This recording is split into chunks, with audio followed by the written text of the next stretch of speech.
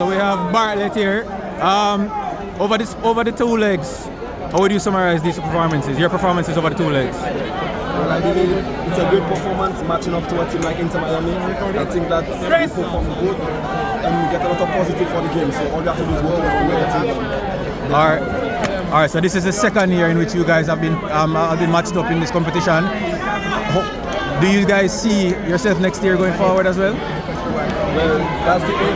So right now we just go back to focus on training, qualify for the target.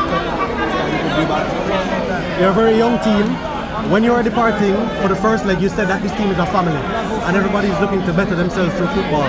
On reflection of these two legs, do you think you accomplished and you learned the lessons that a family needs to learn in football to move forward? I think they did, because if you look at last year over the two legs, we conceded 6 goals over the two legs.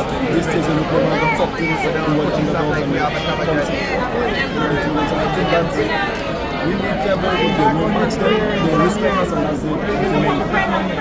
What's the main lesson you say you'll take away from these two legs? The quality, the players' quality. As you know, we play against some big-name players, and we see the quality. So we just have to take the positive from them and move on. All the best.